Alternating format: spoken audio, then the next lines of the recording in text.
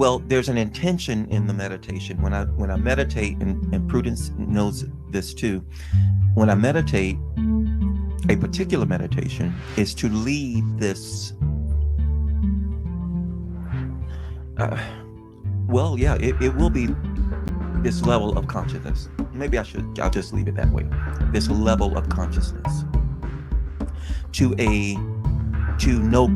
only consciousness, instead of being just on a level, being aware of a certain reality, to go to being nobody, being nowhere, being all things everywhere. Mm-hmm. At that point, I freed myself up, my true self, mm-hmm. to see what I should be doing next, or if I should be doing anything next, or whatever the case is. Then bring my body to where I'm at, so that then my body can have the energy and the memory. Mm-hmm. You can't talk it to your body. Mm-hmm. You have to bring your body to the energy so that it can remember it. Yes. So when I'm at the end of the meditation, sort of, I bring not just come back to my body, but bring my body where I'm at, and then come back with my body. If I said that right. You did. I got it. Okay. So that's how I know what to do. I can't conceptually articulate, okay, and I'm gonna say this to myself, well, no, you just come out of a thing or experience or level or whatever, and you watch it unfold. Yeah. Not that you know conceptually how it will, but you just knowing that it will, and to bring that energy back. Yes. And in certain parts of the day, intentionally go back to that energy, how I was feeling, to bring the body where it should be.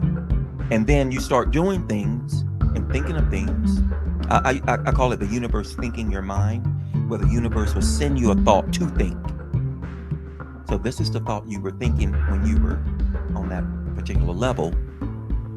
So now the mind is like it's tasting the thought, like some fresh to think. Training your mind, because you need your mind to do it. Yeah, you're reminding me of something that I whenever I would be in a space of not enjoying my moment, not liking whatever moment it is, and so I really paid attention. It was in 2017. I know I've also said this here, but it really helped me to pay attention to when I was feeling good.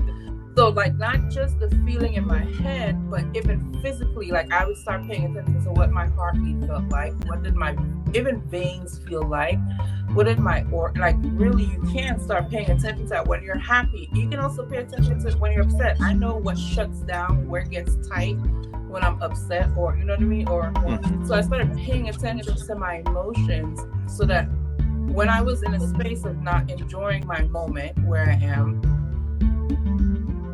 to sit quietly, and it took some time at first, but the more I kept doing it, you can actually sit no matter what's happened to you. Like you said, Spirit put this thought into your head to kind of taste it.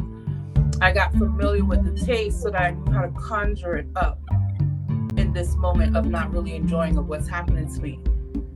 What I do notice, though, as I've been paying attention to the phases of how the collective is also moving, and then individually how we're all having our experience, and how that individualization adds to the whole collective also, that we're going through different phases, is that there are time periods where it seems like it's more challenging than others, and other times you're able to just do it, just bring it to you.